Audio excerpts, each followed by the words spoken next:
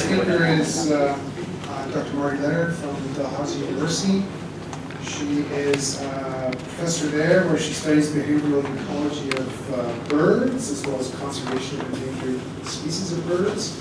She is co-chair of the Bird Specialist Subcommittee for COSEWIC, the Committee on the Status of Endangered Wildlife in Canada. And perhaps most germane to us here, she is the chair of that committee in total. And so she's going to give us some interesting perspectives on COSEWIC's assessment of extinction risk, practice, and challenges.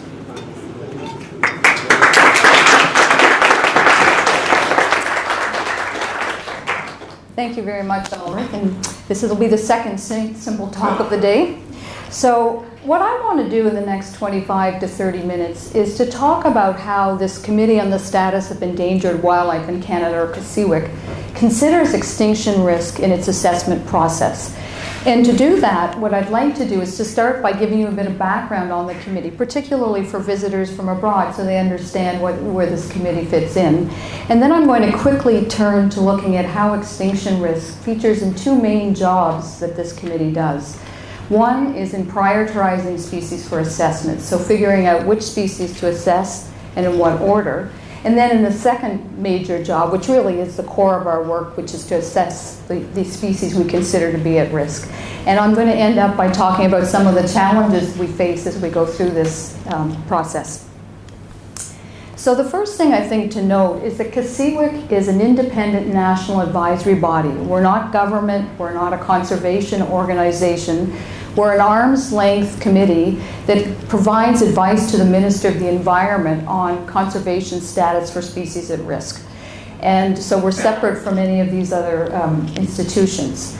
The committee, in fact, has actually been around a long time. It started to assess species in 1978, but it actually wasn't recognized legally until 2003 when the Species at Risk Act in Canada was proclaimed. So before that point, COSEWIC was doing assessments. It had a list that it kept that everyone talked about, the designated list, but it had absolutely no legal implications whatsoever. Now, we have a mandate within the Species at Risk Act, and it lays out for us four main roles. So one of these roles is to determine when species are to be assessed, and we're to give priority to species that are at greatest risk of extinction. The second role, which is also obviously the main one, is to assess species that we think are at risk. And we're also supposed to identify threats to those species at the time that we actually do the assessment. The next role is to provide advice to the Minister of Environment on conservation status. And in fact, this is actually where COSEWIC's job ends. What happens after we provide our advice to the Minister is the Minister then has a period of consultation. That would be pretty typical. It's when the Minister will be asking Canadians, what do you think about this recommendation from COSEWIC? And it's here that the social and economic implications of a listing decision are brought to bear. And what will happen after this period is the Minister then will recommend to the Governor and Council whether the species is listed. Governor and Council will make that decision. And if the species is listed, then from there we'll go on to the recovery stage, which Justina was just talking about. So our job is quite contained, and it's at the very earliest part of this whole species at risk process in our country. The final thing that we are to do is to communicate our advice on status to and the rationale for it to the public. So we also owe the public an explanation for the work that we do as well. So our meetings are open. People come as observers. We issue press releases every time we have a status assessment meeting so the public hears what we decided. And then what we also do is we take a document that's called the status report, which is actually the document that contains all the information we use for the assessment, and that will ultimately be posted on a public registry where people can get access to it. So our goal is to be able to communicate to the public what we did and why we did it the way we did it. I want to just touch briefly on the composition of the committee. Hopefully it'll become obvious why. We're composed of 31 votes. And this seems an odd way to talk about the composition of a committee, but most of the decisions we reach by voting. So conservation status, if we're going to assign endangered or threatened to a species or something like that, we would require 2/3 majority vote of the committee at the meeting to make that decision. So much of what we do, we vote on. Who makes up these votes? Well, we have 4 votes that come from federal government departments and different bodies. So the Canadian Wildlife Service, Fisheries and Oceans Canada, Canadian Museum of Nature, and Parks Canada are members there. I shouldn't say represent, I'll come back to that. There's a vote each from each of the provinces and territories. Now, it's important to point out that these jurisdictional members, people coming from governments, are not government bureaucrats. They're species at risk biologists who are trained in that area. And in addition to that, they also have knowledge of the species in their jurisdiction. So they bring information and data to the committee about how the species is doing in the area that they live and work. We have 1 vote each from 3 non-government science members, so these are members at large. And then a vote comes from our Aboriginal Traditional Knowledge Subcommittee, and we have a vote each from 10 species specialist subcommittees. Now, it's important for me to note that these subcommittees that I've just mentioned are volunteers. They're experts that provide advice to COSEWIC, and it's on Aboriginal Traditional Knowledge, or it's on one of the taxonomic groups that we work with. So I'm the co-chair of the Birds Species Specialist Subcommittee. Justina is co-chair of the Terrestrial Mammals. We have vascular plants, and so on. And these expert groups are led by 2 co-chairs who themselves are the members of COSEWIC. So it's the co-chairs that are COSEWIC members, and they get a vote each. So we rely heavily on these expert groups to provide us with information as well. The last thing I want to talk about before I really move on to what I really want to talk about is the approach that this committee uses to assessment. So despite the fact that we have people from government departments and we have lots of people from academic institutions and NGOs, we are not there to represent those groups.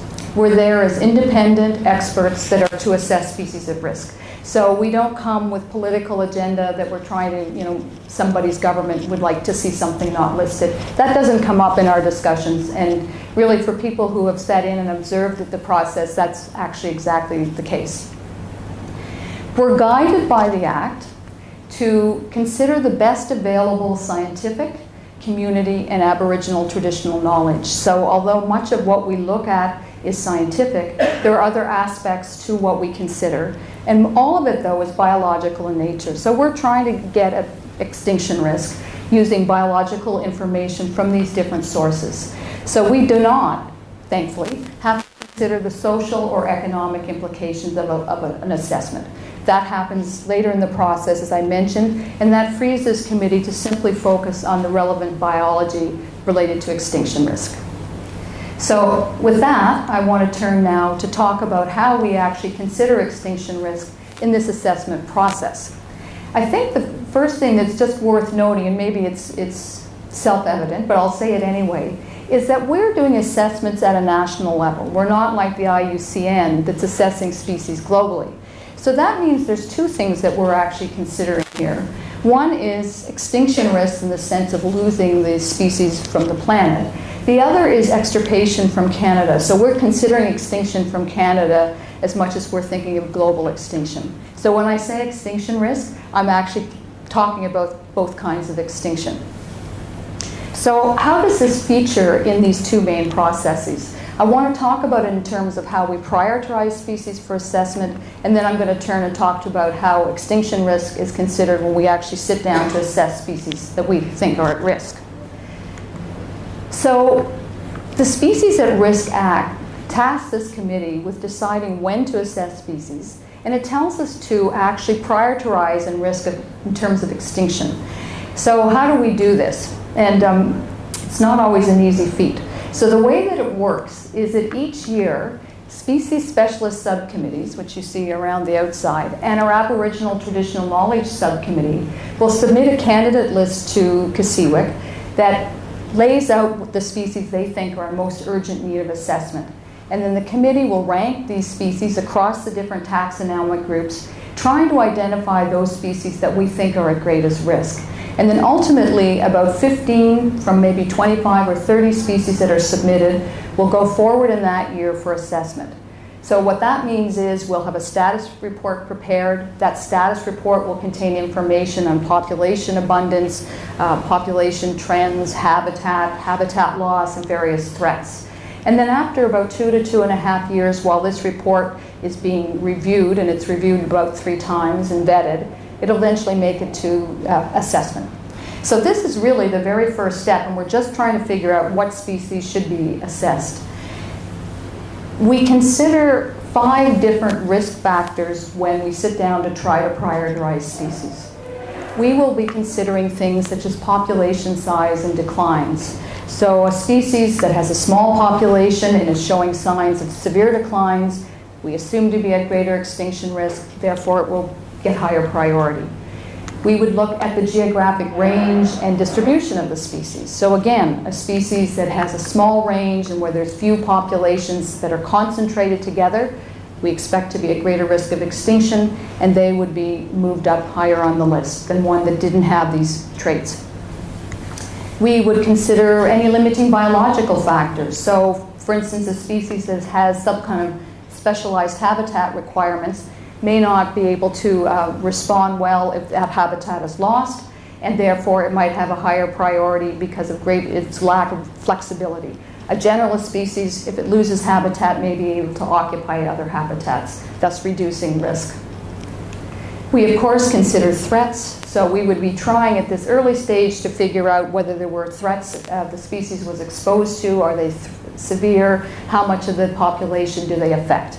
And again, if threats are severe and they're actually affecting a large proportion of the population, that's going to give the species priority.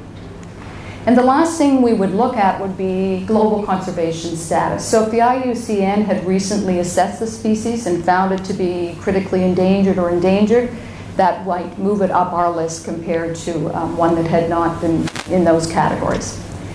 So we would consider all of these risk factors. Some species we would be able to have information on all of them, some not. And we would use that to try to prioritize these species to go forward for the assessment. So that takes me to the next stage, which is what happens to extinction risk. How do we consider it when we actually now sit down to do this assessment process? So COSEWIC has 7 assessment categories that it actually considers when it's assessing species. Extinct and extirpated, you've heard about already. Our definition of endangered is a species that could become extinct or endangered. Threatened is one, if the risk factors aren't reversed, it's likely to become endangered. A special concern species, which I think is maybe less obvious, is a species that may become eventually endangered or threatened because it has particular biological attributes or some kind of identified threat that increases endangerment. Not at risk, I think, is self-evident. And we also have a category called data deficient. And this is where, despite our best efforts to collect information on that species, we simply don't have enough to assign a conservation status. So that's another possible category. Of these 7, 4 of them we consider risk categories. The others we do not. And I want to just turn now and talk about the kind of information we use to assign species to one of these 4 risk categories. So we actually use, in a kind of general way, if I can package things, 2 kinds of information. We use quantitative criteria that were designed by the IUCN, and we've adopted them to our national scale. And these quantitative criteria have numerical thresholds that if a species crosses them, they could end up as endangered or threatened. So it applies to those 2 categories. The other kind of information is qualitative information. And here we might be using definitions to assign species to either the extirpated category or special concern. So to give you an example, if one is looking for and searching for a particular species and there's no record of that species in Canada in 50 years, it could be considered extirpated. So it's similar to the definition for extinct. And special concern might be a species that's close to that threshold for threatened. It's not quite there. There's threats associated with it. It may end up in special concern. So I think it's the quantitative criteria themselves that actually best illustrate how extinction risk is considered when we actually do an assessment. And we have 5 categories that we use, and these criteria have sub-criteria that go along with them, which I actually am not showing you because it would be too dense and would also be pretty boring, I think. But the point being is that sometimes the general that I'm showing you is not sufficient to actually place a species in endangered or threatened categories. So just to bear that in mind. The other thing to point out is that a species needs to fall into only one of these, meet only one of these criteria to be considered endangered or threatened. It doesn't have to go down the list and meet all 5. What do we look at? We look at things like declines in total numbers. And this has to be quantified, so it's not good enough to say it's just declining. We want to know at what rate. A second criterion looks at small distribution range and decline and fluctuation. So here, a species that has a small distribution may not be particularly at risk, but if it also has a decline or there's some fluctuations that go along with that, or it's localized, indeed there may be an extinction risk. So that's a criterion we'd look at. We look at whether populations are relatively small, and along with that some kind of a decline that adds on to that and increases extinction risk. Small, very small populations or very localized populations may cross thresholds into endangered or threatened. And we also would look at the probability of extinction. So a criterion that looks at demographic modeling and then is able to project probability of extinction into the future. We have thresholds for that. So just to illustrate some of the thresholds that we could use, and there are many more than this, but this is just to give you a sense of it. If we were to look at decline in total numbers, a population that had declined by more than 50% over 3 generations could cross a threshold into endangered. If it was more than 30% in 3 generations, it's threatened. Populations that are below 250 mature individuals may cross a threshold into endangered, and if it's below 1,000, that may be sufficient to put it into the threatened category. Finally, if you were to do some demographic modeling and you had a reasonably robust model, probability of extinction of 20% in 20 years or 5 generations may move a species into endangered. If it's 10% within 100 years, it may be threatened. As I say this, and I catch myself doing it, I'm qualifying it as I say it. I'm not saying it will be endangered or it will be threatened because it crosses these thresholds. And there's a number of reasons for that, and one I want to point out is that there may be mitigating factors such as rescue effect or life history characteristics that actually increase or decrease the risk of extinction. So although we have these quantitative criteria, there's other aspects that we consider before we make final decisions. So if you imagine an animal that maybe crossed a threshold into endangered in Canada because it's declined by 50%, and yet it has a relatively healthy population somewhere nearby in the US, the animal is mobile, and it could actually move into that habitat and replenish that population, well, that may reduce the risk of extinction, and we may put the species in a threatened category rather than endangered. So it is not simply cut and dried in terms of popping things into endangered and threatened because it meets a threshold. The last thing I want to talk about are some of the challenges we face when we are actually doing assessments. And this is true not only for COSEWIC, it would be true for any group that's trying to assess species and consider risk of extinction. Probably the most challenging challenge is dealing with uncertainty. So we have populations that are natural, so they're going to be variable. Often they're rare, so they're hard to survey and get a sense of what exists out there. And they're also subject to anthropogenic threats. So it can affect them in a cumulative way, it can be synergistic, and we don't fully understand all of that. So what happens is it inserts uncertainty into this process.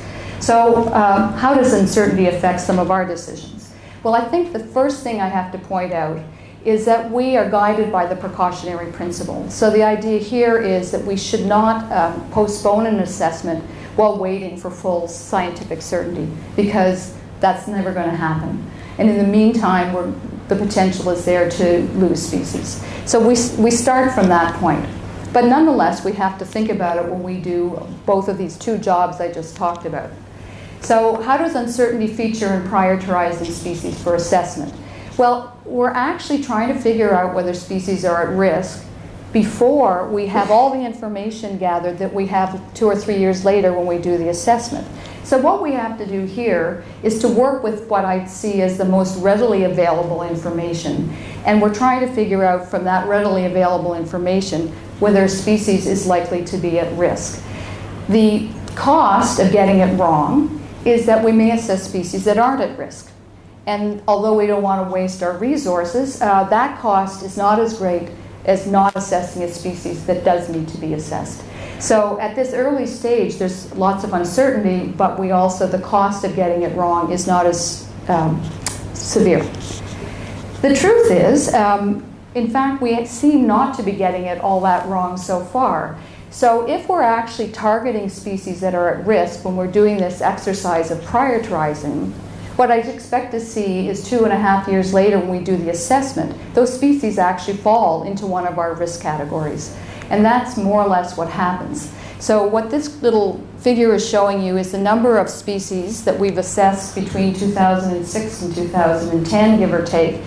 Underneath, and I'm sorry for people at the back, you probably can't see it, but underneath, it's just the assessment category is underneath each bar.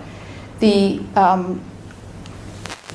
species are the risk species in the risk categories. So the majority of species we selected for assessment, hoping to identify those at risk, were at risk at the end. There were some that were not at risk and some that were data deficient. So it wasn't 100%, but we were doing reasonably well at targeting species that we thought were at risk. The other place where we have to consider uncertainty is actually an assessment. And it sort of comes into the assessment process, I see it at least in two ways. One, in terms of the quality of the data that we have to work with. So, for instance, we might be trying to get estimates of a population size for an animal and its trends and change in population over time. In natural systems, there's going to be error around those estimates. So I think of a good bird story example is that in North America, people participate every year in what's called a breeding bird survey. And it's a roadside survey, and they get out of their cars and they drive along the roadsides in June, and they listen for and identify any of the birds they can hear along this roadside survey line. Some species don't mind roads, some species are really loud, and they're going to be very well surveyed. So we're going to have a lot of confidence for those birds in their population estimates and the trend information. And the nice thing is this has been going on for 40 years, so you actually get a feeling for what the species is doing over that period of time. Other species don't like roads, or they're actually quiet, or they don't sing at the time that people are out there. We can get a population estimate, but we don't have the same confidence in it. So how do we deal with that? Well, what we do is to not only present or think about the best estimates, but we want to know the plausible ranges around those estimates. We want a sense of the measurement error, how confident are we in that estimate. It doesn't mean the estimate's not useful, it just means we have to get a sense of the uncertainty around it. The other place that we have to contend with uncertainty is when it comes to availability of data. Some species are very data rich. We know a lot about many aspects of those risk criteria that I talked about. Others, it may not be the case. So there's some ways to contend with this. One is that we and the IUCN allows for the use of indirect evidence. So for instance, I may not know too much about my little Tweety bird that's flying through the forest, but I may know something about the habitat that it lives in, and I may know that over time that habitat has declined. So that allows me to use the habitat as a proxy for what that animal might be doing, and I may be able to then say with some confidence that I know its habitat is declining, there's a good chance that it is as well. The main thing that happens at the end of this is that we have to look at the weight of the evidence. We're not going to have perfect information, and we have to look at how it all stacks up. And the other thing we have to do is we have to document it. We have to make it clear how much uncertainty we were working with and where that led us to. So just then to conclude, I hope this gave you some sense of how this committee that assesses species at risk in Canada considers extinction risk in our work. And I think it's worth mentioning that we are not actually, a lot of the work we do isn't static. We're continually reviewing how we do things and trying to revise it and make it better. So for instance, we've recently added what's called the IUCN threats calculator to our status reports, and this allows us to identify threats more explicitly, to weigh out the severity of the threat, the timing of the threat, and that's going to be helpful for us in terms of thinking about extinction risk as well. We're considering and have talked about building in some statistical modeling, some Bayesian approaches that may help us to deal with uncertainty. And the other exciting thing that's happening is in 2010, we approved our protocols for incorporating Aboriginal traditional knowledge into our status reports and assessments. So where it's appropriate, more and more people will start to see there will be Aboriginal traditional knowledge along with the community knowledge and with the scientific information. And I think that's going to make for better assessment of species at risk, and it's also going to present challenges as well, as you can imagine. And anyway, things are moving on, and with that I'll end, and thank you, and I'm happy to take questions.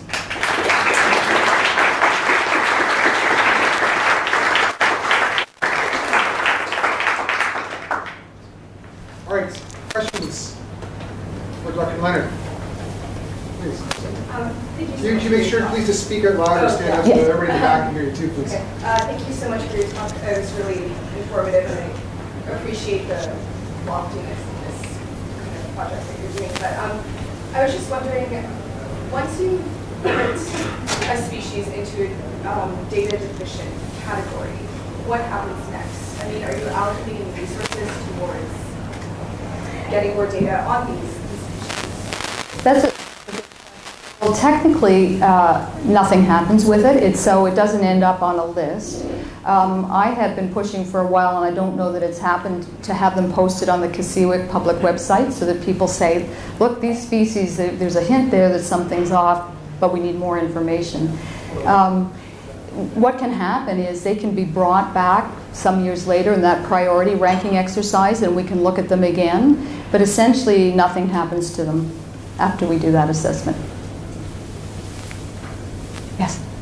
Yeah, thank you for your talk. So I was interested in the relationship between quantitative and qualitative criteria, which I don't know COSEWIC's procedures at all, but I have studied the IUCN procedures in some detail. And one of the things that, as a humanist, I was completely fascinated by was the point at which qualitative criteria get turned into quantitative ones, and then how you fall back to the qualitative criteria. And so the IUCN, historically, in the mid-1980s, was the point where it was felt that the expert assessments were too vague and too not comparable enough to each other, so they introduced these very detailed quantitative criteria. And then when I looked at the IUCN list, I mean, I did some sort of digital working on it, and I picked out some of the entries that had the longest sort of narratives.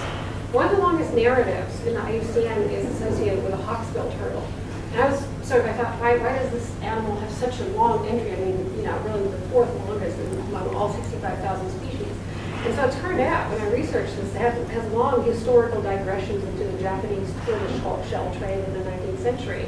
And so I thought, wow, this is elaborate. Why is this here? And it was there because, the definition for critically endangered with the IUCN is 80% decline over 3 generations plus 10 years. But 3 generations, of course, is something very different for a fruit fly, where you get multiple generations a week. Now, for a marine turtle, which take 30 to 40 years to sexual maturity, right? Because generations run up to sexual maturity. So in order to know whether they have declined 80% over 3 generations, IUCN needed to know how many there were in 1870, 1860, 1880. Nobody has these numbers. And at that moment, it did tip back into the historical narrative, because there just aren't any numbers. And I'm wondering, how does COSEWIC deal with that? I mean, with these that's one problem with having criteria that are supposed to cover all kinds of animals, right? I mean, it's really... Yeah, and the generation time is the thing that's supposed to line them all up. Right. Yeah, that's... Doesn't always work. Yes, I'm just wondering if you guys have dealt with that. So IUCN does these elaborate historical narratives, which then the scientists actually complain about. And they say, this is all speculation. We shouldn't be digging around in the historical archives. We should be working on conservation of what's there now. Well, the ones that come to mind immediately are the great whales that we assess. Interestingly, with the great whales, they have whaling records. So it's less speculative about what the baseline populations might have been. I mean, they may not know the exact original population, but they know how many animals they took and at what rate. So in some of our assessments for the whales, we actually have the whaling records as a place to sort of cast backward to. In other ones, Justina, are you here? I don't, yeah. What would be the longest lived ones? I mean, I think that it's true. You have to take the, I mean, one of the things is to use the best available information. And I think available is the key. So we would do our best to gather, Justina's got her hand up. So she's, because you work with the big mammals, I'm thinking. Yeah, I mean, if we don't have the 3 generations or can infer it in a way that Marty said, we won't use that criteria. Yeah. For the most part. And obviously there are exceptions, so we're pretty strict about that. Yeah, I mean, it wouldn't be used if we didn't have some basis for it. But the truth is, where you can, you know, people try, they pull the best available information together. And for some things that are long-lived, it's okay. And for others, yeah, as Justina says, it may not be okay in terms of being used. Your question? Arna? Yeah, if there's nobody else. So you spend a lot of time talking about how you make a decision about who you're going to look at. You said, right, and just elaborate, and you said each of the taxonomic groups brings 3 to 5 species to the table each year, and you choose 15 of those 25. Can you give us some context about those numbers? Why 15? Do the plants only get to bring, plant people only get to bring 5, and the mammal people get to bring 5, or I left that out on purpose because. or how do you? That seems like it sounds like it's an important. It sounds like it's an important bottleneck, or not. But it sounds important because you spend a lot of time on it. So can you elaborate a little bit? Yeah, I'd be happy to. Actually, first off, probably not every subcommittee would do it every year, but we would typically work with 25 to 30 submissions, some multiple across some groups, some single. And we really do try to look at those risk factors. So we don't say, okay, you mammals had 3 last year, so forget it. I think the criteria that we use really do just target that, and we do our best to try to identify those species we think are at risk. And it's actually easier for some groups than others. So I did a little exercise that I didn't show you here, but I looked at, if you're an economically important marine fish, or you're a land bird, there's usually pretty decent data on population trends for you. If you happen to be a little rare insect, or maybe a little rare reptile, not so easy, right, Jackie? So we do the best with what we have, but the focus is on those risk factors. There is one other factor that features in that we do consider, although after the risk factors, which would be how responsible is Canada for that species. So if it's an endemic to Canada, or we are responsible for most of the population, that could give it some, when all else is equal, an advantage. 15, what is 15? Why 15? All right, well, as I mentioned, we're all volunteers. And we work with a limited budget. So Environment Canada provides support to this committee, both logistically and financially. And we all have day jobs. So it's simply a capacity. And the other thing is that the law requires that every 10 years you reassess species. So it was proclaimed in 2003, 2013. We're not only doing new species, we're actually assessing species that were assessed 10 years ago. So it's just simply capacity. Well, I guess this connects to what you just said, in a sense. So last week there was a report in the news that not all recovery plans are up to date, they're falling behind. So the question, I guess, is a political one. Do you feel that the committee is funded enough to actually carry out your job? Where's the CBC? Stephen Harper's not here with us. Yeah, you think that, don't you?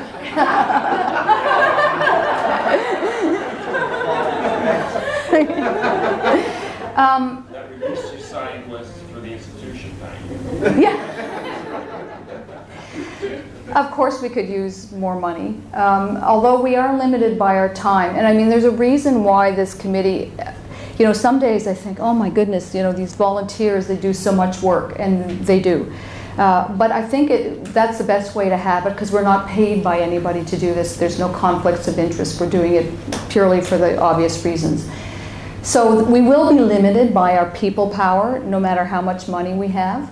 But we are hoping to embark on an Aboriginal traditional exercise of gathering information where we would go to the communities and speak to the elders and knowledge holders to get information. That will be very expensive and certainly beyond our current budget. So there will be certainly periods of time where we could definitely use more money. Anne had a question there. She's giving me the why, so I have to ask her now. I'm a little curious about, you were talking about what happens after you guys go to all this work, you know, you make your best recommendation based on all the data that you have, and then you send it off, and it goes to the politicians, who then, I get the impression, listen to stakeholders. Does that sometimes change the listing, or it's threatened but you can hunt it anyways? No, well, it doesn't actually change the status. When the governor and council has 3 options after getting a recommendation from the Minister of the Environment. They can list it as we recommended, they can not list it, or they can return it to us for further consideration, which occasionally but not very often happens. So they can't change the status. But they can not list it. They can choose not to list it, and if you're an economically important marine fish, you likely won't have been listed.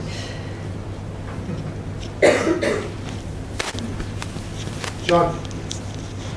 We struggle with the species definition. We had our local fish delisted last year, or a couple of years ago, but based mainly on genetics.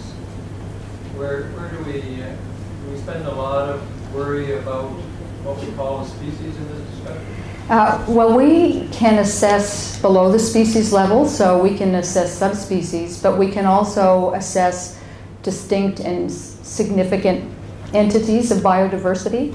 So we aren't hung up necessarily on the species definition. So anadromous fish, like Atlantic salmon, for instance, we assess 16 of these distinct and significant units. So these would be, they have different names in different places. We call them designatable units. And they are usually physically distinct. They show evidence of local adaptations. They have genetic differences. And, you know, we don't consider them absolutely the same thing. So we don't tend to get hung up so much on the species issue because there is that flexibility in the Act.